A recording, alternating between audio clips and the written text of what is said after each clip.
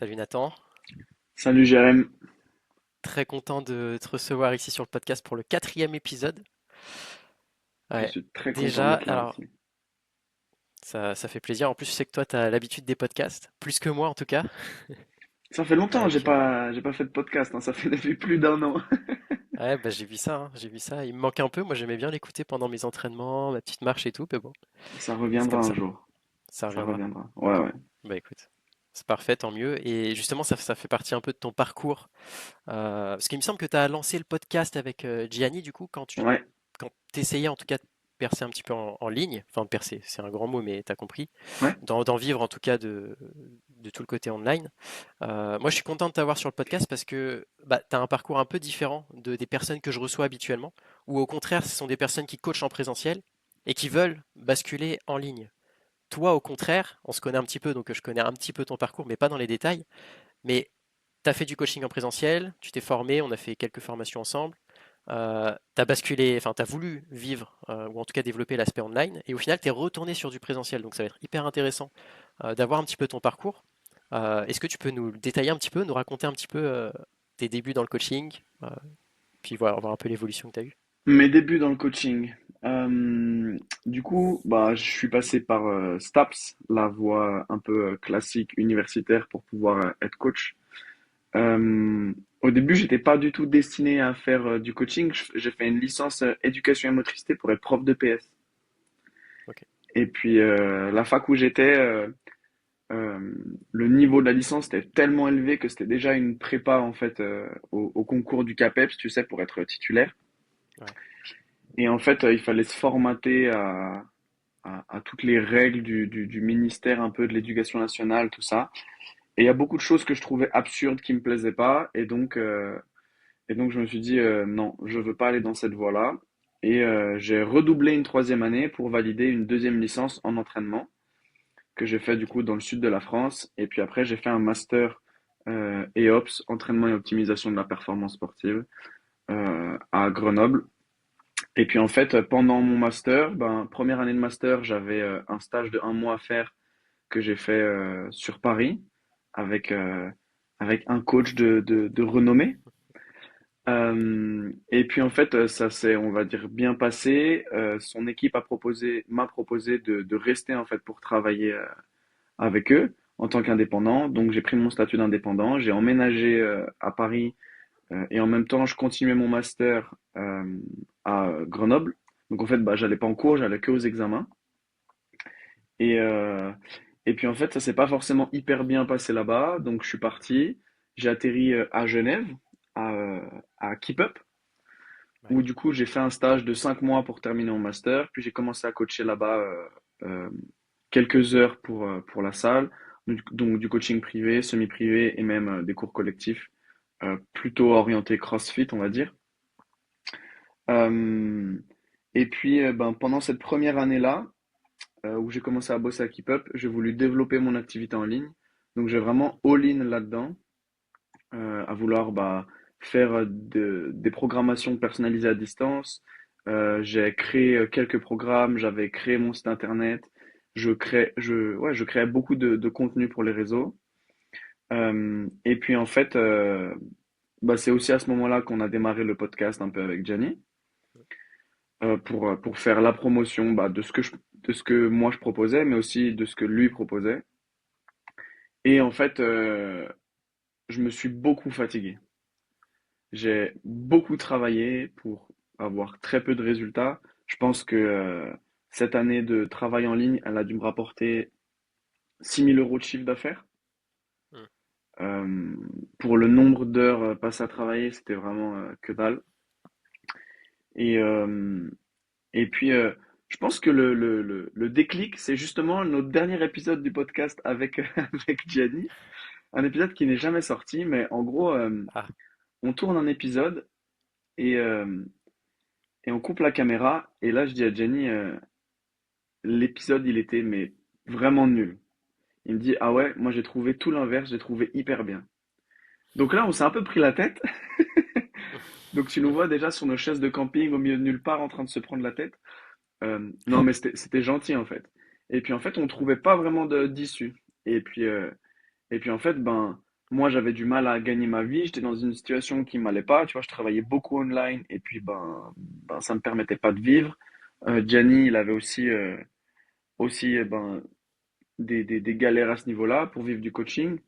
Je spoil pas, peut-être que tu l'inviteras un jour. Euh, Ouais, il y a moyen, il y a bien moyen. et puis en fait, je lui dis, mais en fait, Gianni, ni toi ni moi n'avons une situation stable en ce moment. Donc en fait, peu importe la décision qu'on va prendre par rapport à ce podcast, ce sera une décision un peu de merde. Ce sera pas la bonne décision. Je lui ai dit, donc en fait, je pense que la meilleure chose à faire, c'est d'arrêter le podcast. Donc on a arrêté le podcast. Enfin, on n'a pas dit on arrête définitivement, on a dit on le met en pause. Ok. Euh, et puis, euh, et puis en fait, on avait quand même fait un épisode avec Lucas Bourguignon. Ouais. Dans cet épisode-là, on a beaucoup parlé business, beaucoup parlé développement perso.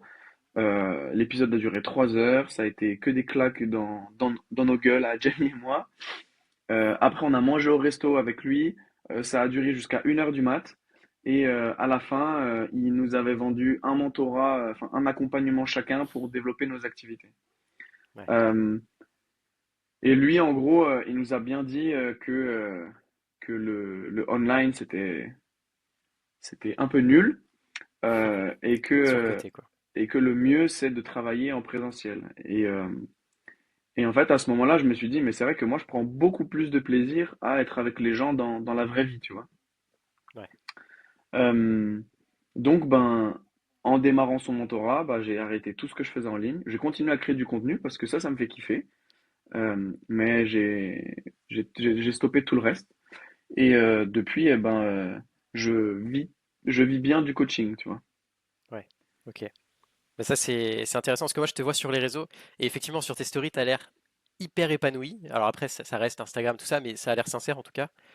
Et effectivement, toi, au contraire, là où tout le monde dit, si tu veux scaler ton business de coaching sportif, faut que tu te lances en ligne, faut que tu scales en ligne, que tu te construises une équipe, machin, blablabla. Et toi, tu fais tout le contraire. Tu scales, en fait, j'ai l'impression, mais vraiment en présentiel. Et c'est ça qui est intéressant. Et c'est cool parce que tu mentionnes vraiment, c'est là où tu prends du plaisir.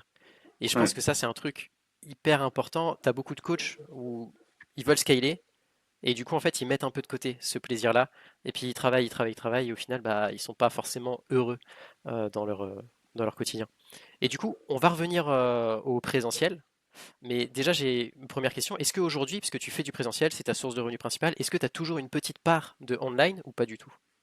zéro, Zéro? zéro, Tout vient du présentiel. Ok, zéro. ok. Et alors, allez, on va y aller on va faire une bonne chronologie. On va repartir du moment où tu t'es lancé en ligne, avant d'arriver au présentiel.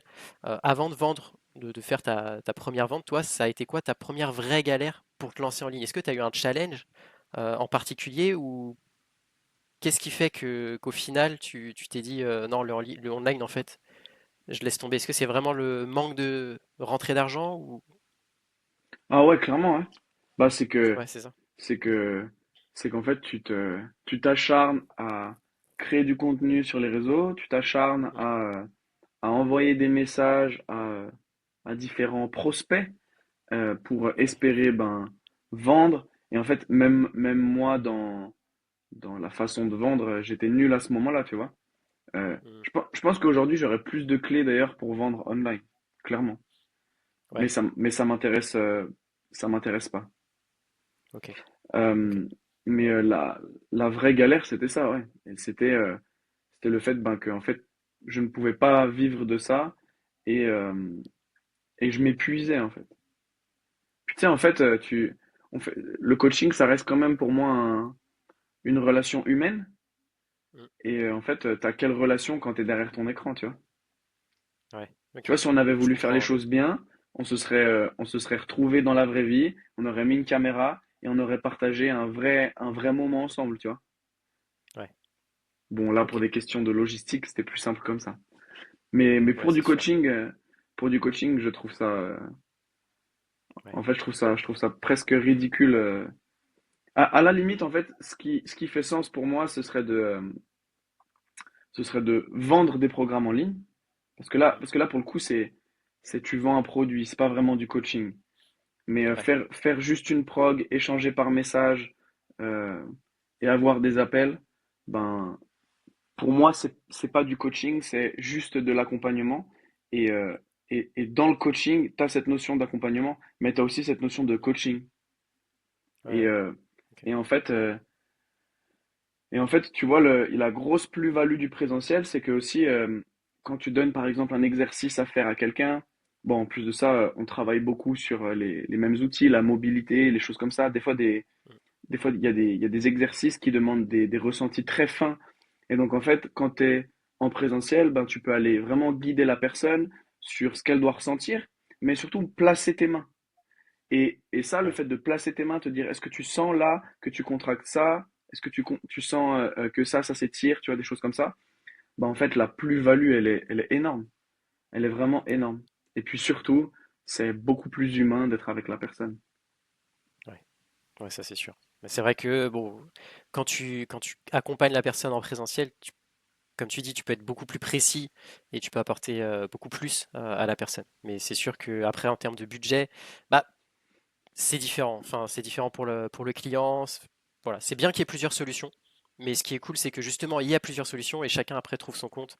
Que ce soit le client ou le coach, en fait, chacun y trouve son compte et c'est ça qui compte. Et en plus, Mhm. je sais que toi, t'es assez précis sur les outils que tu utilises. Tu te formes régulièrement. Tu t'es aussi formé, ça c'est un truc que tu as en plus et qui m'intéresse beaucoup et que je vais faire à un moment donné sur les réflexes archaïques, tout ce qui est reprogrammation du cerveau, etc. Enfin, c'est ultra stylé, enfin, j'aime beaucoup voir moi tes stories à chaque fois à ce niveau-là. Et c'est vrai que quand tu veux Merci. être vraiment précis, bah, rien de tel que le présentiel. Et toi, c'est ce qui a l'air de te convenir, donc c'est top. Et j'ai une question par rapport à ça, parce que du coup, tu as déjà fait un petit peu de présentiel avant le online, Ouais. on est d'accord? À ce moment-là, tu n'en vivais pas. Bah, Vivotais peut-être? si, on va dire que j'en vivais ouais, un peu. Ok, d'accord, d'accord. Mais après, donc ensuite, tu t'es lancé en ligne et tu t'es relancé dans le présentiel. Et Ouais, là, aujourd'hui, t'as quelque chose de vraiment solide.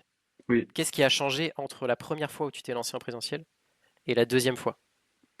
Bah, déjà, la première fois où je me suis lancé en présentiel, j'étais très jeune. Alors, je suis toujours jeune vu que j'ai 25 ans, mais Ouais. j'étais très naïf. Euh, et donc, la première expérience pro que j'ai eue, je travaillais dans un studio en tant qu'indépendant, mais j'étais pas indépendant. J'étais Mhm. pas autonome dans ce que je faisais. Ok. Et en fait, tout passait par la salle et la salle me redonnait des coachings. Tu sais, au final, c'est un peu une sorte de salariat déguisé. Mais en même temps, Mhm. j'avais, j'avais pas les compétences, pas les connaissances pour être 100% autonome et indépendant. Ok. Donc déjà ça. Et puis qu'est-ce qui a changé après? Ben, une année de galère à me rendre compte que je veux plus faire d'online. Mhm. Et, et puis vraiment le mentorat avec Lucas, qui, tu vois, ça a été beaucoup de claques, beaucoup de changements dans mon état d'esprit, dans beaucoup de clarté dans ce que je veux et aussi ce que je veux pas. Et puis, euh, et puis beaucoup de changements au niveau dans la sphère perso en fait, parce que quand tu es indépendant, qui tu es dans le pro, c'est qui tu es dans le perso. Et à chaque fois que j'ai eu ben, des plafonds de verre que j'arrivais pas à dépasser dans le pro, la solution elle a toujours été dans le perso. Toujours. Et là, Ok. et pour le coup, enfin ça, t'entends beaucoup de grands entrepreneurs te dire ça, parce que je me considère pas du tout être un grand entrepreneur. Je suis encore un bébé moi là-dedans. Mais, mais ils te disent toujours ça, d'alimenter qui tu es réellement. Moi, j'aime bien par exemple Anthony Bourbon. Je sais pas si tu suis ce qu'il fait. Ouais, bien sûr. Bah, tu vois, même lui, il va te parler de ça, du développement personnel en fait, qui va t'amener à un développement professionnel. Mhm. T'as, t'as des exemples par rapport à ça? Tu dis que ce qui t'a débloqué professionnellement, c'est souvent quelque chose de personnel. Est-ce que tu as un exemple concret à donner?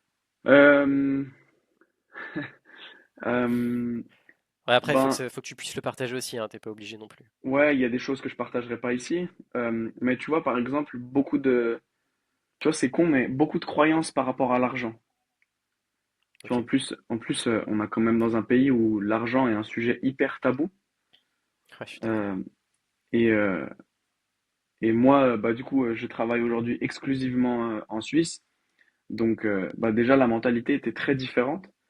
Et il y a un moment où, en fait, il faut arrêter d'avoir peur de parler argent parce que ce sera toujours ton frein pour en gagner, ce sera toujours un frein pour en dépenser.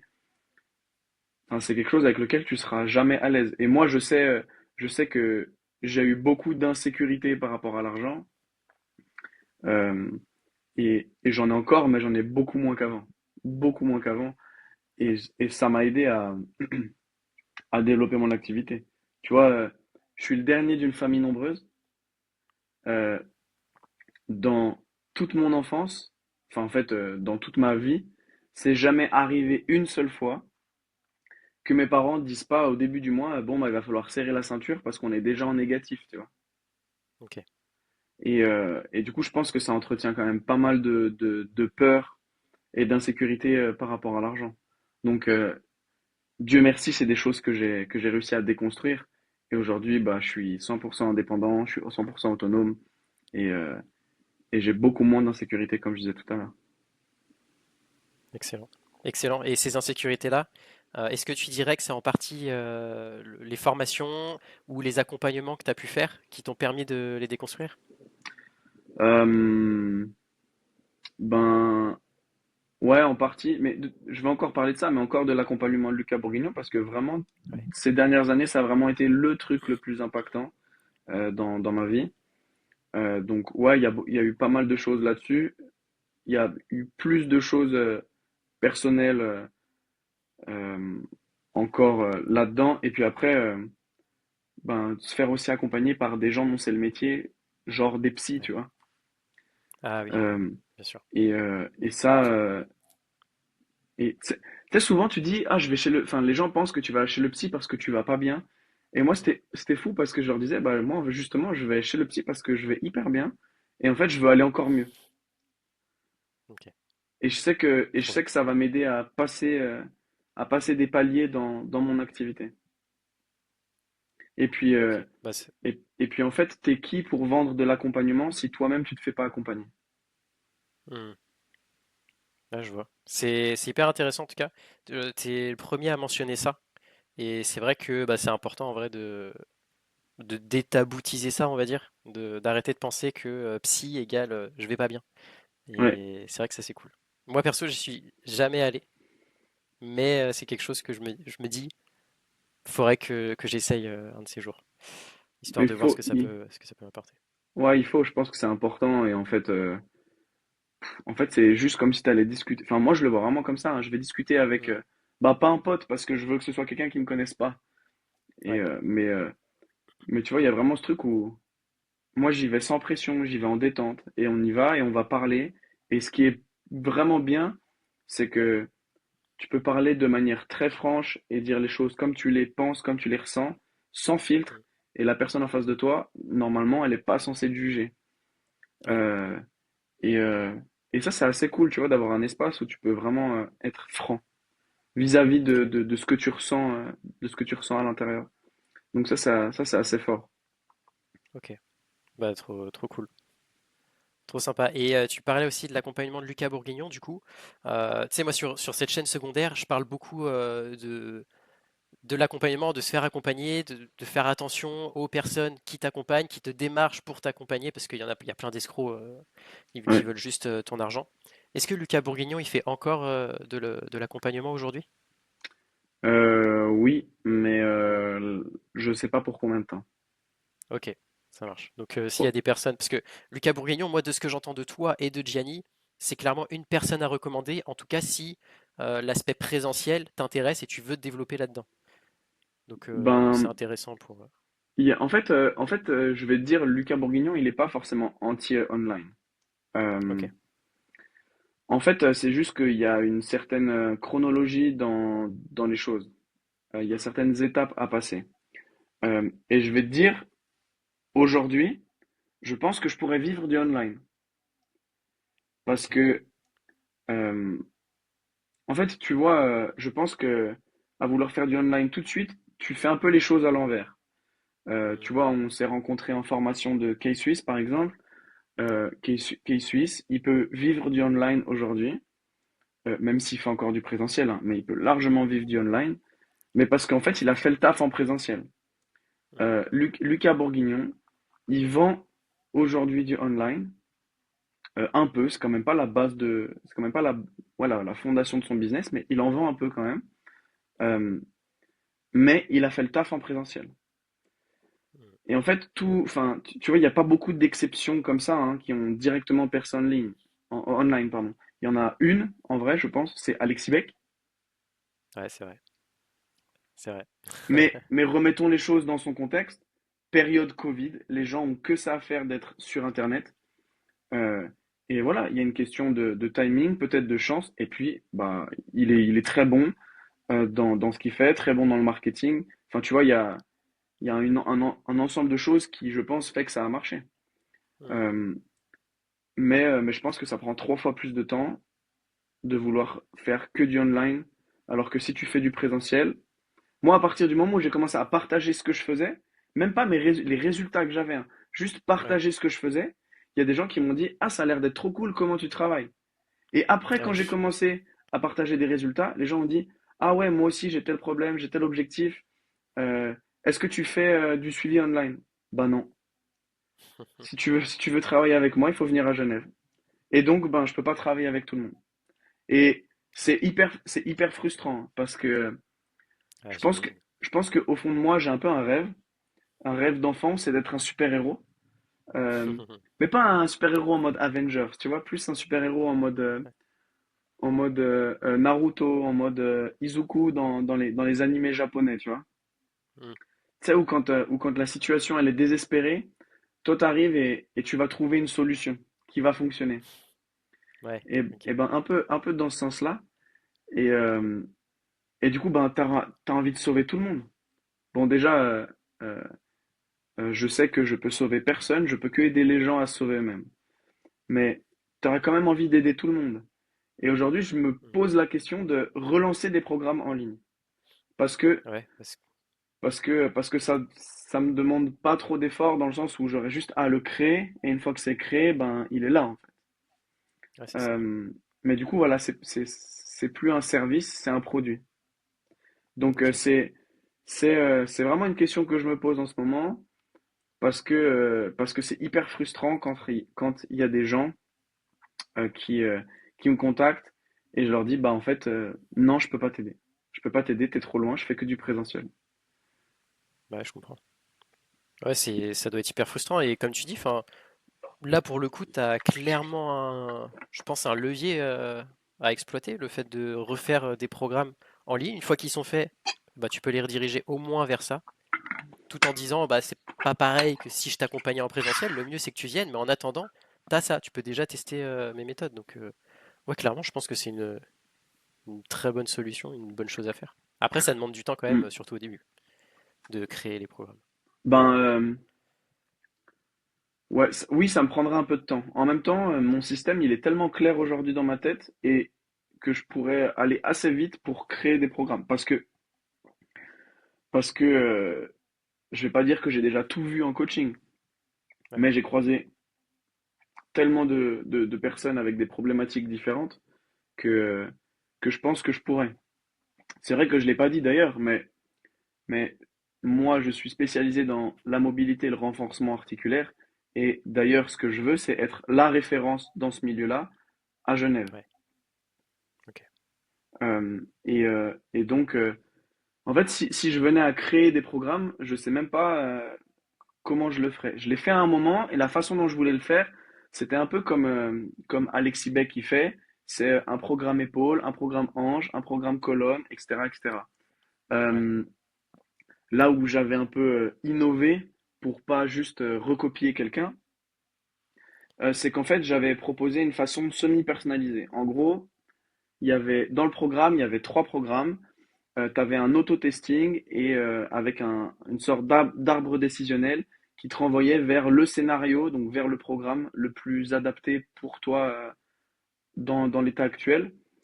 Et puis après, une fois que tu avais fait un programme, bah, tu en avais encore 2 autres à faire, tu vois. Hmm. Euh, Ouais, je me rappelle. mais, euh, mais je sais pas si ça prendrait cette forme-là. Et puis aujourd'hui, si j'ai autant de résultats, ben c'est justement parce que c'est du présentiel. Ouais, Et je suis pas sûr que faire du distanciel m'apporterait autant de résultats. Et quand je parle de résultats, je parle pas du côté financier, chiffre d'affaires, je parle ouais, bien sûr. d'améliorer, enfin, en gros, d'avancer dans les objectifs des personnes que j'ai face à moi. Parce que avec Lucas, bon, tout à l'heure, tu as parlé de réflexes archaïques. J'aime pas trop parler de réflexes archaïques parce que, Ok. euh, parce que tout le monde démonte ça en ce moment. Euh, et en fait, euh, et en fait, au-delà de travailler sur des réflexes, on travaille sur des sens. On travaille sur le sens tactile, sur le sens proprioceptif, sur le sens vestibulaire, sur le sens visuel, etc., etc. Donc, on travaille plus sur des sens que sur des réflexes. En fait, on travaille sur des réflexes associés à des sens. Ok. Euh, et des fois, tu peux avoir certains réflexes qui sont pas problématiques, mais certains sens qui le sont. Euh, Par exemple, tu as certaines personnes, donc tu connais un peu les réflexes archaïques ou pas du tout? Je connais la théorie globale, mais j'ai jamais été formé dessus. Donc, je connais pas vraiment les réflexes, je connais pas les répercussions que ça peut avoir. Enfin, je le vois à travers tes stories, mais Ouais, ok. t'as le résultat, t'as jamais vraiment l'explication ou tout ça. Ok. Ben, tu vois, par exemple, il y a un des réflexes, c'est le réflexe de Moro. Le réflexe de Oui, Moro, c'est celui où tu te laisses tomber en arrière. ouais, euh, et puis, en fait, tu as les mains qui s'ouvrent. Tu as souvent un comme ça. Tu viens inspirer très fort. Tu as un sursaut. euh, et c'est d'ailleurs un réflexe qu'on teste ben, chez les nouveau-nés. Le médecin prend l'enfant et lui lâche la tête sur 2-3 centimètres. Et juste pour voir s'il y a cette réaction-là. Quand ok, on fait ces tests-là chez un nouveau-né, c'est pour voir si le système nerveux, en gros, s'est bien développé. Euh, d'accord. mais donc, ben, des fois, tu peux tester le réflexe de Moro chez des adultes. Ils l'ont pas. Mais par contre, tu fais un test de force et puis tu demandes à la personne d'envoyer la tête en arrière très rapidement et de revenir lentement. Donc, on a stimulé le sens vestibulaire. Et tu refais le test de force après et tu te rends compte qu'il y a une perte de force. Ok. Donc, enfin, c'est dans ce sens-là où je te dis qu'on travaille pas forcément sur des réflexes, mais sur des sens. Mhm. Pareil, tu peux faire sur des sens tactiles. Euh, Sur le sens tactile, ben, tu peux soit tu peux faire la même chose. Tu peux faire un test de force et puis venir caresser par exemple sous le pied et refaire un test de force. Ok, est-ce que je produis la même force ou pas? Tu peux venir mettre des chocs sous le pied. Et du coup, ben, c'est pas les mêmes récepteurs, c'est pas le même signal, c'est pas la même information qui est envoyée au cerveau, et ça permet de voir s'il y a une information qui est pas sécuritaire. Parce que si par exemple tu testes un coureur euh, qui a, je sais pas, peut-être des douleurs au genou, à la hanche, au dos, au pied même, et puis que tu vois qu'il y a une Ouais. insécurité au niveau du système nerveux quand il prend des chocs, tu te dis bah là c'est emmerdant parce que ton sport c'est justement de prendre des chocs sous les pieds, tu vois. Mm. Donc derrière, il y a des choses à travailler. Et ça, le faire online, je peux pas. Ouais, c'est Parce galère. que, Je parce que, comprends, ouais. parce que tu peux tester, enfin, tu peux pas tester les gens, en fait. Donc tu pourrais te donner peut-être des exercices par défaut, mais tu n'aurais aucun moyen de vérifier si ça marche vraiment parce que tu n'aurais pas testé la personne, si c'est vraiment ça sa problématique. Et du coup, tout le travail sensoriel qui justement fait que j'ai beaucoup de résultats, ben je pourrais pas le faire et ça me frustrerait énormément. Euh, Ok. et, et tu vois, toi aussi, je sais que tu fais beaucoup de travail articulaire, de mobilité, parce qu'on a fait les mêmes formations. Ouais. Mais en fait, c'est un peu comme si, tu vois, tu veux renforcer l'articulation de quelqu'un. T'imagines que tu as une pièce, et pour renforcer son articulation, bah, tu dois y accéder de l'intérieur, rentrer dans cette pièce. Mm. Sauf que la pièce, elle est fermée par une porte blindée. Et quand tu fais de la mobilité, quand tu fais du travail de renforcement articulaire, ben, c'est un peu comme si tu essayais d'enfoncer cette porte blindée. Alors Ouais, qu'en je vois. fait, tu pourrais juste, ben, tu bilantes, tu testes l'essence, tu vois si ça améliore ou pas. Et en fait, c'est un peu comme si tu prenais la bonne clé pour ouvrir la porte. Et une fois que tu as ouvert la porte, tu peux rentrer et là, tu peux travailler. Là, tu peux faire ta Mm. mobilité. Là, tu peux faire ton renforcement articulaire. Mais tant que t'as pas trouvé la bonne clé et ouvert la porte, tant que t'as pas sécurisé le système face à la stimulation ou, ou aux différentes stimulations qui sont insécuritaires, bah en fait, tu peux pas travailler. Et ça, c'est mais impossible à faire online. Ok. Et est-ce que tu penses que ça, t'arriverais à le faire, par exemple, en visio avec quelqu'un ou pas du tout? Non Il y a plus. besoin que toi aussi, tu sois là, présentiel, et que tu puisses toucher la personne. Ouais, ce serait d'une galère monstre à faire ça en visio. Hmm, d'accord. Ok. Ouais, non, Ouais, je me rends pas compte parce que je j'ai pas été formé sur ce sujet sensoriel, mais mais ouais, j'imagine que ça doit être galère. Ok. mais c'est pas, Ok. mais tu vois, je dis ça aussi un peu pour nous défendre, nous, vu qu'on est coach, mais, euh, mais c'est pas de la thérapie manuelle, tu vois. Hmm. Euh, Oui. mais ouais, des fois, tu dois poser tes mains sur la personne, et ça, comment tu le fais à travers l'écran? Tu peux pas, tu vois. Ouais. Tu as besoin de Ok. poser tes mains pour lui dire, OK, pousse contre ma main à tel pourcentage d'intensité pendant tant de temps, euh, pour ben, venir stimuler certains sens, enfin, tu vois, des choses comme ça. Ouais, je Certains comprends. schémas de mouvement, bref. Et en fait, Ok. ça, en distanciel, ça me paraît vraiment C'est pas possible. impossible. Et puis, moi, tu vois, même là-dessus, je me suis formé avec Lucas, on a échangé là-dessus. Et lui, il a testé. Il a testé ben, que le présentiel, il a testé le hybride, donc online et présentiel, et puis que le online. Et il a dit, mais de toute façon, ça marche jamais, le seul qui marche, c'est le présentiel. Ok. Ouais, ok. Mais ok. Est-ce que toi, en gros, toi, tu as un peu des freins à faire du online parce qu'au final, tu as énormément d'outils à ta disposition, tu as un système qui est Hmm. déjà bien rodé, et en fait, t'as pas envie de te détacher de ce système-là au final, parce que c'est celui qui t'apporte le plus de résultats. Ouais, Mais est-ce que tu pourrais pas être clairement, enfin clairement, c'est le présentiel te permet de vivre. Du coup, ouais, pour intégrer du online, il faudrait que tu arrives à te détacher un peu de ce système-là, mais tu pourrais le faire en étant totalement honnête, en te disant, par exemple, tu enlèves toute la partie sensorielle, tu donnes toute la partie mobilité, renforcement hmm, articulaire et musculaire, et tu dis, si tu veux aller plus loin, si tu veux qu'on travaille ensemble sur tes réflexes, enfin sur l'aspect sensoriel, bah là, il n'y a pas le choix, faut que tu viennes à Genève et on travaille ensemble. Et à ce moment-là, tu pourrais proposer une réduction, par exemple, ou je sais pas, des choses comme ça. Mais ouais, c'est vrai que si cet aspect-là, c'est difficile à le faire à distance, hmm. et que si au final les gens le font à distance, ils ont zéro résultat parce qu'ils le font mal, bah forcément ça a enfin, ça a pas d'intérêt. Une des solutions, ça serait de te détacher un petit peu de ce système-là que tu as aujourd'hui super bien huilé pour le présentiel Hmm. et réussir à apporter quelque chose. L'avantage, c'est que sur ton côté présentiel, tu es complètement autonome. Ça veut dire que sur ta partie online, tu as zéro pression. Donc tu peux même, enfin, t'as pas besoin de survendre, on va dire, ton offre, comme certains le font. Hmm. Tu peux être totalement honnête dès la page de vente et enfin voilà. Je pense que tu as quand même des solutions pour aider ces personnes-là qui te contactent parce qu'ils veulent quand même avoir accès à tes méthodes à toi. Ouais, ouais. Mais c'est pour ça, hein, c'est pour ça que je te dis que, parce que j'ai beaucoup de demandes de gens Mm. qui ne sont pas dans les alentours de Genève, bah, je me pose sérieusement la question de faire ça. Ok. Mais voilà, est-ce que j'en ai vraiment envie?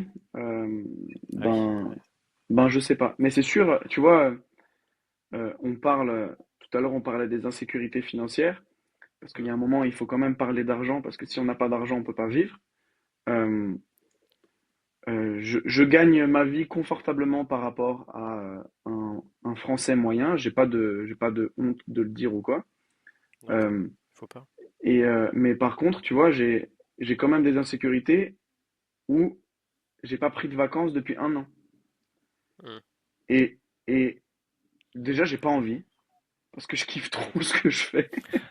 Mais mais il y a aussi, j'ai un peu peur parce que Ouais, si je je vois. pars 2 semaines, bah pendant 2 semaines, j'ai rien qui rentre. Mm. Ouais, je comprends. Même si j'ai un peu de réserve, tout ça, ben il y a quand même ce côté-là. Et c'est vrai que ben si si je me si je me comment dire, je me lançais en ligne ou je lançais une partie en ligne avec des programmes tout ça, bah ouais, peut-être que je pourrais partir l'esprit un peu plus tranquille parce que ben je pourrais avoir quelques ventes, tu vois, parce que des gens me demandent. Ouais. Ouais, je vois. Je comprends totalement cette insécurité, cette insécurité par rapport aux vacances. Et c'est vrai que après, l'avantage quand tu as un truc en ligne, c'est que tu peux prévoir en fait, tu te donnes un gros coup de boost avant les vacances, et ensuite tu planifies tous tes contenus et tout, et au final, bah, tout tourne pendant que t'es pas là. Et Mm, ça, c'est vrai que c'est un confort que peut apporter, enfin un confort, ça dépend. Mais au moins, tu as une certaine sérénité quand tu es en vacances, quand mm. t'es en online. Enfin, moi, c'est ce qui se passe en tout cas. Et du coup, bon, on sait qu'en France, l'argent c'est tabou et tout. Moi, je demande toujours aux personnes que j'invite, et si tu es à l'aise en tout cas d'en parler, est-ce que quand tu étais online, tu as fait 6 000 € à l'année, Ouais. est-ce que là, tu serais à l'aise de donner un chiffre aujourd'hui avec ton business en présentiel? Bon, je peux. Ou... Je suis déjà je travaille en Suisse, donc le l'ordre de grandeur, tu vois, est Ouais, c'est clair. différente à la France. Euh, mais je fais entre 6 et mon plus gros chiffre d'affaires, c'était 9 500. Donc entre 6 et 9 500 francs de chiffre d'affaires. Joli. Mais Bravo. là, et là-dessus, ben, t'enlèves quand même des charges, du transport, Bien et puis sûr. surtout, une location de salle que tu n'as pas quand tu fais du online. Ouais, c'est clair. Alors tu payes peut-être ton C'est- site internet, mais c'est ce que tu vas payer à l'année, tu vois. Ouais, 1500 euros, je sais pas. Euh, mais, euh, mais voilà. Il y a aussi ouais, ok. plus de frais, tu vois. Mais Bien je sûr. kiffe trop. Vraiment, je kiffe trop. Ok. C'est vraiment le principal, c'est que tu kiffes. Et est-ce que, alors, déjà, on n'en a pas parlé, mais toi, comment tu fonctionnes aujourd'hui? Moi, je le vois un peu sur tes stories et tout. Enfin, je vois. C'est pour ça que j'ai pas pensé à te poser la question avant. Mais pour les personnes qui nous écoutent, comment tu fonctionnes? Comment tu fais pour atteindre ces 6 à 9 000 euros, francs suisses mensuels? Est-ce que tu fais du présentiel en one-to-one ou est-ce que tu fais autrement? Et ben, je fais du présentiel et du collectif. En gros, aujourd'hui, donc je coach à Keep Up à Genève. Euh, donc j'ai, on va dire, 30% de mon activité, c'est coacher pour Keep Up. Donc je Ok. coach principalement des cours collectifs orientés CrossFit. Aujourd'hui, c'est clairement pas ça qui me rapporte le plus d'argent, mais je le fais parce que je m'amuse trop, parce que je m'amuse trop, parce que c'est trop fun. Euh, voilà. Euh, 70%, enfin 70% restant de mon activité, c'est du coaching privé et quelques classes mobilité, donc mes cours à moi que j'ai lancés. Voilà à peu près comment je fonctionne. Ok, très bien. Donc, tu as plusieurs, au sein même de ton présentiel, tu as plusieurs activités différentes au final. Enfin, c'est un Ouais, gros mot, ouais, mais tu plusieurs as plusieurs entrées, ouais. segments. Ouais, Mais ce que je vends et ce que je veux vendre le plus, c'est du coaching privé. ouais, Parce bien que sûr. ça me plaît d'avoir une personne en face de moi qui a des problématiques. Tu sais, c'est un puzzle. La personne Mhm. arrive et il va falloir que je trouve une solution pour résoudre le puzzle. Parce que c'est pas juste un puzzle. C'est un peu comme si tu devais résoudre un puzzle, mais des fois avec une main, ou des fois avec les yeux bandés, ou des fois avec des bouchons d'oreilles, donc t'entends pas. Enfin, tu vois, Mhm. c'est un peu ça. T'as des contraintes différentes à chaque fois, parce que t'as des personnes qui peuvent avoir les mêmes problèmes. J'ai mal au dos quand je me penche en avant, mais la façon de résoudre ce puzzle-là, ben, sera très différente en fait. Ok. Ouais, je comprends totalement. Et du coup, parce que là, tu coaches en présentiel, tu kiffes, t'adores, c'est génial. Je suppose que tu as du bouche à oreille qui se fait au sein même de Genève, et c'est ce qui va t'aider à devenir cette référence, en tout cas en mobilité, Mhm. dont tu parlais. Mais à côté de ça, tu communiques beaucoup sur les réseaux pour au final avoir 0 € Ouais. de rentrée online. Est-ce que tu le fais parce que ça te fait plaisir? Est-ce que tu le fais parce que tu sais que ça te rapporte des clients? Ou est-ce que tu prévois quelque chose par la suite? Pourquoi tu... Ça, pour- ça me rapporte un peu de clients. Ok, Pas énormément, mais j'en ai eu quelques-uns qui sont venus quand même via les réseaux. Tu ok, vois, j'ai fait des collaborations avec Lucas. ouais, Tu vois, on a tourné une masterclass ensemble sur la mobilité. Je ouais, sais j'ai pas vu si tu ça. l'as regardé du coup, mais, euh, mais ça, du coup, ben, il y a des personnes qui suivent Lucas, qui se sont dit, ah, ce mec-là travaille avec Lucas, il est à Genève aussi, ben, je vais le contacter. Donc, tu vois, les réseaux m'ont quand même rapporté quelques personnes. Ok, Euh, mais le truc numéro un, c'est quoi? Ça me fait kiffer. ok, parfait. Tu sais, C'est ce qui... faut pas se mentir, hein. Aujourd'hui, si t'as un compte Instagram et que tu l'alimentes quotidiennement, c'est à 80% par ego, hein. Bah oui, c'est pour ça Et je suis que transparent je t'ai là-dessus, demandé. hein. Moi, ça me fait kiffer. Ça me fait kiffer de, de me montrer. Je montre pas tout, mais ça me fait kiffer de me montrer. Ça me fait kiffer de montrer les résultats que j'ai, de mon travail. Euh, et c'est trop cool en fait quand j'ai des personnes qui m'écrivent pour me dire ton parcours il est ultra inspirant, ce que tu fais là, ça me donne des idées, ça m'inspire. Moi, j'adore, tu vois.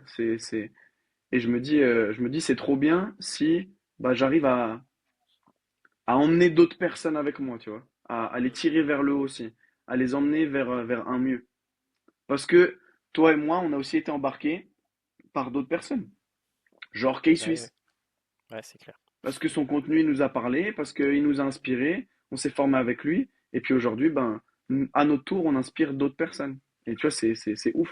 Ouais, ouais, c'est vrai. C'est vrai que ça c'est génial et c'est un côté vraiment cool des réseaux et aussi d'Instagram. Et c'est pour ça que j'essaye de revenir un petit peu sur Insta parce que tu peux publier beaucoup plus fréquemment, tu peux partager plus de choses en story et c'est vrai qu'il y a un côté sympa. Mais c'est cool que tu mentionnes vraiment le plaisir. Tu prends du plaisir à faire ça. Et ça Ouais, c'est vraiment la base et si tu prends pas de plaisir dans ce que tu partages, bah c'est peut-être que t'es pas au bon endroit en tout cas.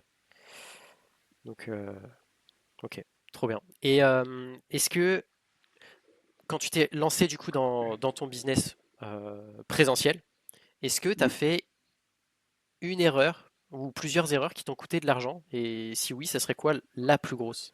S'il y en a. Peut-être à ce moment-là, tu étais déjà bien rodé et ça s'est bien passé. Euh, de toute façon, des erreurs, t'en fais forcément. Ouais. Euh, Ça m'a coûté un peu d'argent, mais ça m'a surtout coûté beaucoup de temps et d'énergie. En fait, avant de m'établir à 100% à Genève, donc j'avais une partie de mon activité à Genève, puis j'ai voulu lancer des cours collectifs en extérieur à Annecy, Ouais. parce que j'étais pas très loin de Annecy et que j'adore cette ville. Mm. Euh, et puis après, il y a une salle de CrossFit à Aix-les-Bains en Savoie qui, euh, Ok. qui m'a qui m'a demandé de donner des cours de mobilité chez eux. Et en fait, j'ai dit oui. Et tu vois, c'était le début du mentorat avec Lucas. Et Ouais. Lucas nous a poussé à faire des erreurs, tu vois. Et je lui disais, ouais, ce cours à Aix-les-Bains, c'est quand même loin, je sais pas si je dois le faire et tout. Il m'a juste dit, essaie. Donc, bah, j'ai fait. J'ai fait, ça a tenu un mois et demi, 2 mois. Euh, et puis, en fait, à un moment, je me suis pris un mur. En fait, je savais qu'à long terme, ça allait pas être vivable. Mm. Et un jour, dans la même journée, j'ai fait Annecy, Aix-les-Bains, Genève. 4 heures de voiture pour 6 heures de coaching. C'est costaud. Et je suis rentré le soir, j'ai dit, la semaine prochaine, les cours à Annecy, c'est terminé. Et à la fin du mois, je termine à Aix-les-Bains et je all-in à Genève. Ok. Donc ça m'a coûté de l'argent, bah oui, parce que le temps de lancer ces cours-là, ben, mes frais d'essence, de voiture, même des fois de parking, ben, en fait, ils étaient pas du tout couverts parce qu'il y avait que 2 personnes. Mais quand tu démarres, ben, en fait, deux, c'est mieux que zéro. C'est sûr. Donc, Jenny, il aime bien dire ça. Il dit toujours un, c'est mieux que zéro. Donc, il vaut mieux faire quelque chose mal que rien faire. Et je, et je pense que Il c'est a pas tort. valable pour tout. Ouais. D'ailleurs, il a fait un petit passage à France Bleu et il a dit ça. Et je me suis dit, c'est vraiment un crack, ce mec. Mais Excellent. donc voilà, au début, ben, tu investis pour avoir tes premiers clients dans tes premiers cours. Et puis ouais, surtout, ça m'a coûté mais beaucoup d'énergie, beaucoup de temps, parce que Ouais, c'est ben, ça. t'es fracasse à la fin de 4 heures de voiture plus 6 heures de coaching. Ouais. Tu Ça sais, fait une bonne journée, hein. t'es mort. Ok. Surtout que tu te dis, c'est que 10 heures. Ouais, mais c'est pas. Enfin, tu vois, tu prévois toujours de la marge. Donc au final, c'était une journée de 12 heures. Mm. De 12 heures où du coup, ben, tout est tellement timé et t'as pas beaucoup de temps pour manœuvrer, bah, qu'en fait, tu manges même pas à midi. Enfin, tu vois, c'est. Mais ça, c'est arrivé qu'une fois, hein. C'est arrivé Mm. qu'une fois. Ok. Parce qu'encore une fois, tu vends de la santé aux gens et si toi, ben, en fait, déjà, t'as une hygiène de vie de merde, Tu vois, ne pas manger, pour moi, c'est quand même grave. Donc, Ouais, je suis il d'accord. y a un moment, il faut quand même manger et être un peu Ouais, bah, aligné avec ce que tu vas vendre derrière, tu vois. bah, c'est clair. Si tu vends de l'accompagnement pour aider les personnes à aller mieux et que toi, au final, bah, tu prends pas soin de toi, c'est pas terrible. Ouais, C'est pas clairement. terrible. C'est comme les personnes qui entraînent des personnes alors qu'elles-mêmes ne s'entraînent pas. Ouais, C'est c'est pas terrible. Ouais, faut quand même bah, montrer ce que tu enseignes et ce que tu enseignes. Donc, ok. Ok. Et donc, aujourd'hui, dans ton activité, euh, il me semble que tu travailles seul. Donc, tu fais tout seul, mm. peut-être la totalité. Est-ce que tu envisages potentiellement de déléguer quelque chose? Parce que tu dis aujourd'hui tu es à 6 9 000 euros. Est-ce que tu as envie d'aller plus loin? Est-ce que pour ça, il va falloir que tu délègues quelque chose? En fait, c'est quoi la suite que tu prévois en présentiel, s'il y a une suite? Eh ben, c'est une bonne question. C'est une bonne question. Et en ce moment, j'avoue que je me développe pas vraiment. Ok. Je suis plus dans une phase de maintien et j'ai du mal à me développer. Tu sais, c'est un peu un nouveau plafond de verre. Ouais. Et il y a des choses au niveau perso que je dois régler, que je dois creuser. Et je sais que ça m'aidera à passer un cap et surtout à savoir ce dont j'ai réellement envie. Euh, Souvent, pour les coachs, le Graal, c'est d'ouvrir sa salle.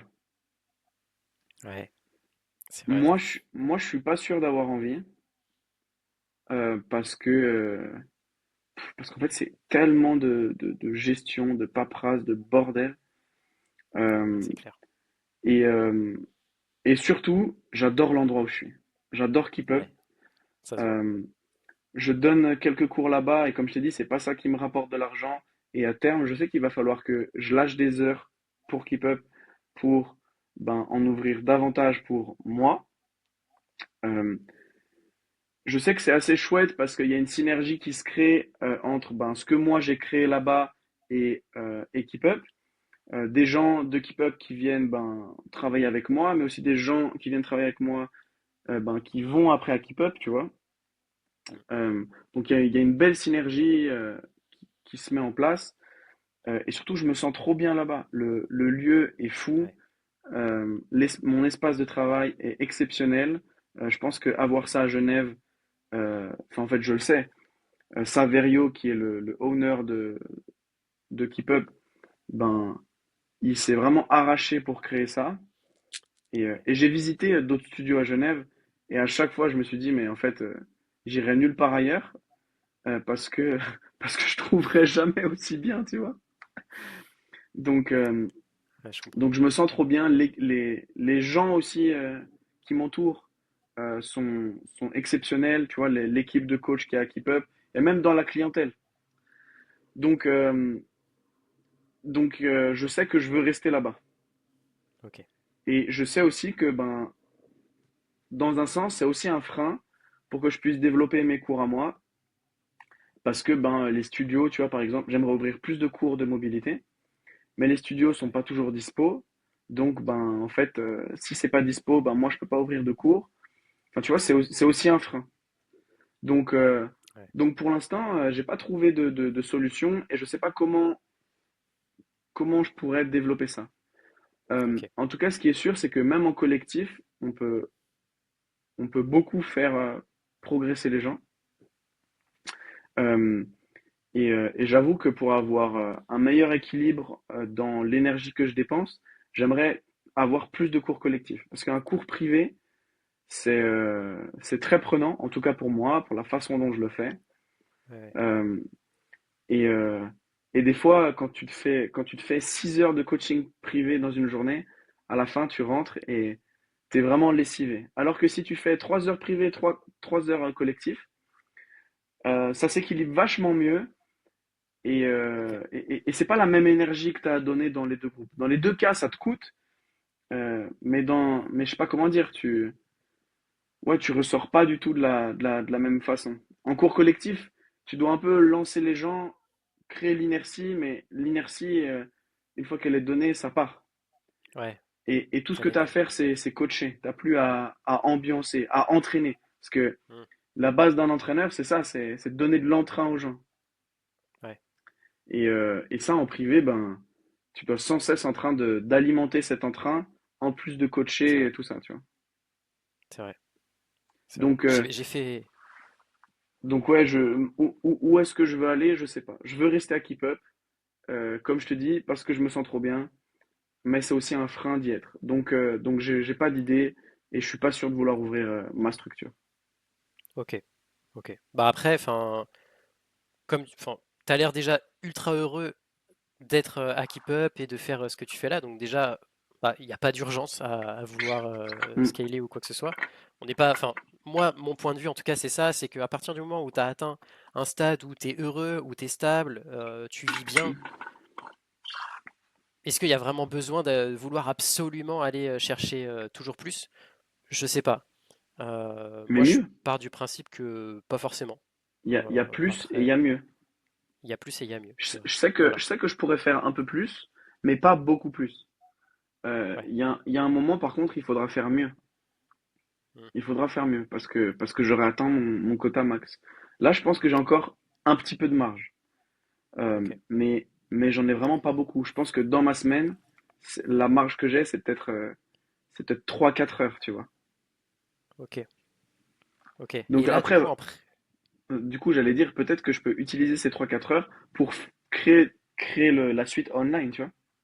bah, Mais j'en sais là, rien. comme ça, c'est ce qui a l'air d'être le plus simple à mettre en place si tu veux aller plus loin, on va dire, et tout en gardant la structure à Keep Hmm. Up et ton environnement qui est quand même, qui a l'air ultra sain pour toi, et c'est trop bien. Mais Donc, est-ce que c'est ça qui va me faire kiffer le plus? Je sais pas. ouais. En fait, là, pour le coup, il y aurait juste à faire et à voir. Euh, et puis, euh, et puis surtout, il faut pas perdre de vue les objectifs qu'on se fixe. Et moi, mon objectif, c'est d'être la référence à Genève. Est-ce que vendre des programmes en ligne va me rapprocher de cet objectif-là? Ben, je suis pas certain. Je pense qu'aujourd'hui, quelque chose que je fais pas assez, c'est me montrer dans cette ville, participer à des événements, tu vois. Il y a, euh, il y a une course à pied assez connue, enfin très connue en fait à Genève, qui s'appelle la course de l'escalade.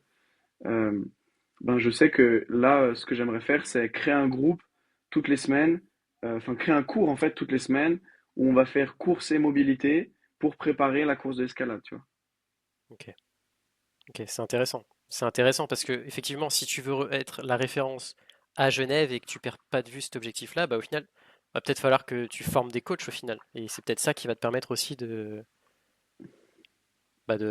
plus loin, de faire évoluer en mieux ton activité. Enfin, je sais pas. Je sais que j'ai envie de former et tu vois, c'est marrant parce qu'il y a aussi beaucoup de gens qui me demandent si je fais de la formation. Beaucoup de Bah, je coachs, pense de moi que tu as le kinés niveau aussi. pour. Et, mais il y a encore des choses que j'ai pas assez poussées, que je veux Hmm. encore pousser Ouais, ok. en termes Bah, en tout cas, de formation, tout ça. ouais. Bah, ce qui est sûr, c'est que même si tu te lançais aujourd'hui, en fait, tu veux faire les choses ultra bien, mais même si tu te lançais aujourd'hui là-dedans, tu ferais mieux que beaucoup, beaucoup de professionnels qui sont déjà établis. Bah peut-être, mais je veux vraiment, tu vois, pousser mon système, notamment, bah, enfin, autour de la mobilité, tout ça. Euh, et je sais, hein, les formations que j'ai en tête, tout ça, Ouais. euh, pour pouvoir vraiment, je pense, enfin, je pense que quand j'aurai fait les formations que j'ai en tête, j'aurais vraiment, euh, j'aurais vraiment poussé presque aux limites mon système sur la mobilité. Ok, ok, excellent. Et aujourd'hui, donc tu dis que tu as peut-être 3-4 heures de marge dans ta semaine. Pour un coach en présentiel, une journée type, ça ressemble à quoi? Là, je vois que tu es disponible à 10 heures pour le Hmm. podcast, nickel. Mais en général, ça donne quoi? Euh, Ça dépend. Ouais, Moi, mon emploi du temps, c'est jamais le même. C'est jamais le même. Mais globalement, allez, essayons de trouver une journée type. Je me lève à essayons. 8 heures parce que je refuse de coacher avant 10 heures. Ok, Non, d'accord. puis il y a aussi que pour aller à Genève, t'as monstre bouchon le matin. Enfin, bref. Ouais, relou, Donc, je comprends. j'ai dit, bah c'est simple, je ne coacherai pas avant 10 heures. Donc, Ok, je me lève à 8 heures. Euh, Mes premiers coachings sont généralement autour de 10 heures, voire des fois même midi et demi ou midi. Et du coup, ben, je vais plutôt à Genève, comme ça je m'entraîne et ça c'est fait pour la journée. Donc je coach entre 1 et 3 heures entre midi et 2, tu vois. Souvent je fais midi 30, 15 30. Ok. Puis après j'ai un break, souvent dans l'après-midi, où ben, si je me suis pas entraîné le matin, je me réentraîne. Enfin, je m'entraîne, ou alors je fais un deuxième entraînement. Ok. Ça, c'est pas tous les jours, hein, deux entraînements, Hmm. hein. Mais Ouais. j'aime bien 1 à 2 fois par semaine m'entraîner 2 fois. Et le soir, Ok. bah, de nouveau, un gros bloc de au moins 3 heures. Et après, je rentre. Tu vois, tu rentres, ta dernière heure de coaching, elle termine à 20h30. Bah, le temps de dire au revoir, de fermer tout ça, il est 21 heures. Tu rentres chez toi, il est 22 heures. Tu te fais à manger, tu te douches, tu redescends un peu, bah, il est minuit. Et voilà. Et c'est ça, c'est ça un peu mes journées. Ok. Ok, d'accord. Beaucoup de sport pour toi et pour les clients. Ouais, ouais, clairement. Ok. Ok. Et si je te demande une ressource que tu aurais à partager pour les jeunes coachs qui voudraient se développer aujourd'hui, que ce soit en ligne ou en présentiel, peu importe, qu'est-ce que tu recommanderais en priorité? Bah, je Ça peut crois être qu'on en n'importe a, quoi. je crois que j'en ai beaucoup parlé, hein. Ouais, Ce serait je, d'aller voir Lucas Bourguignon. ouais, je m'en doutais. Bah, Je m'en doutais. franchement, moi, tu vois, c'est une façon pour moi de le remercier que de parler de lui, tu vois. Bien sûr. Vraiment, ça m'a vraiment, vraiment aidé à passer des caps dans ma vie, des galères que j'avais depuis des années. Et, euh, et voilà. Mais par contre, faut être prêt à prendre des claques. Pas par Ouais, bien Lucas, sûr. hein, mais par ce sur quoi tu vas devoir travailler, tu vois. Hmm. Ok. Bah excellent. Excellent. Je me doutais que tu allais parler de Lucas, parce que j'ai vu, hein, moi, même moi, sur toi et Gianni, j'ai vu un avant-après à partir du moment où vous avez annoncé, je sais plus où est-ce que vous l'aviez fait, mais j'ai vu que vous allez vous faire accompagner par Lucas. Et clairement, j'ai Mm. vu, enfin, tu vois le avant-après de ouf. Donc, trop bien. En tout cas, je suis content pour toi, je suis content que ça fonctionne bien et que tu prennes beaucoup de plaisir. Ouais. Pareil, Gianni, ça fait un moment que je crois que je l'ai pas vu sur Insta. Mais de ce que j'ai vu, de ce que je voyais, en tout cas, il avait l'air assez épanoui dans ce qu'il faisait. Ouais, Jenny, c'est un crack. Ouais. Jenny, il vient d'organiser un événement avec plus de 100 personnes pour faire de la course à pied, le party run, Ouah. où c'est un peu de nuit. Ils sont tous déguisés en mode disco. Ils vont courir 5 kilomètres et après ils vont faire une soirée, tu vois. Oh purée. Donc ouais, ouais, Excellent. bien sûr qu'il y a un avant-après. Bien sûr. Ouais.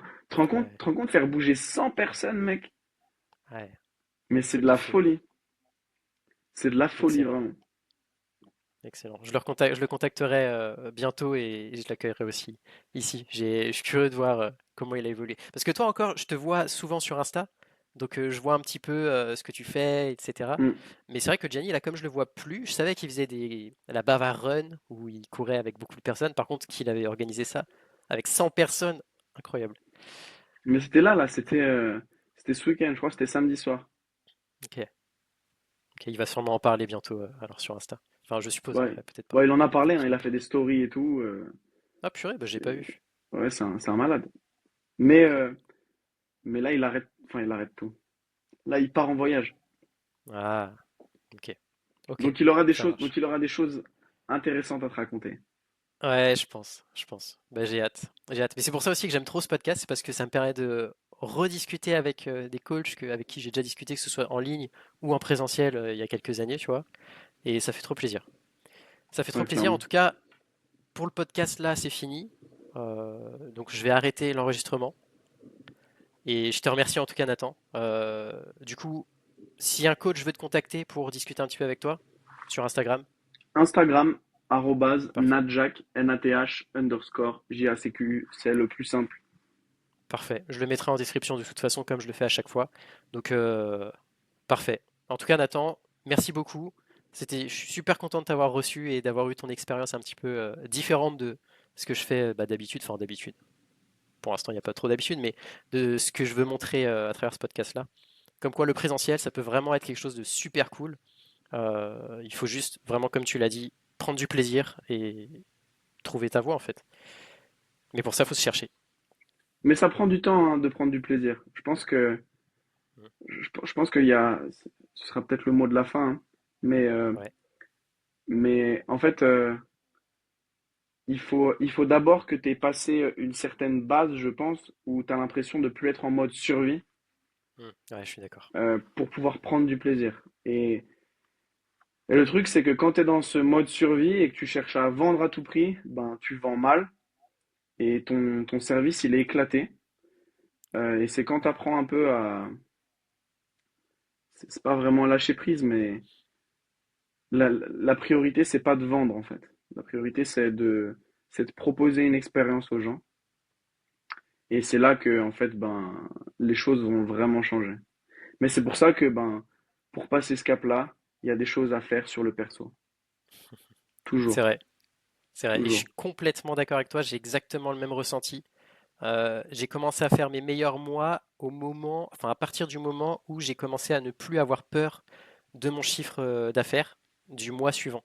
À partir du moment où j'ai eu une certaine visibilité sur 3, 4 mois, bah, c'est là que j'ai commencé à faire des mois de mieux en mieux en fait. Hmm. Parce que tu te concentres plus sur absolument vendre, mais tu te concentres sur bon bah je vais prendre le temps de bien faire mon truc avant de vendre. Et ça Ben, change tout. moi, je peux te le dire, en décembre, mon chiffre d'affaires était entre 1005 et 2002. J'ai réglé des choses dans ma sphère personnelle. En janvier, je Ouais, faisais 6000. bah voilà, comme quoi. Et depuis janvier, j'ai jamais fait moins de 6000. Bravo, bravo. Merci pour ces partages, Nathan. Merci à Et toi puis, pour cet accueil. Et puis voilà, si ça peut inspirer des personnes ou que je peux les rediriger vers des personnes qualifiées ou même échanger avec elles, bah, ce sera avec grand plaisir. Nathan, ultra fiable. Moi, enfin, je te conseille les yeux fermés sans aucun problème. Ça y a pas de souci. Bon, Merci. j'ai pas de conclusion pour le podcast, donc bah, tchuss.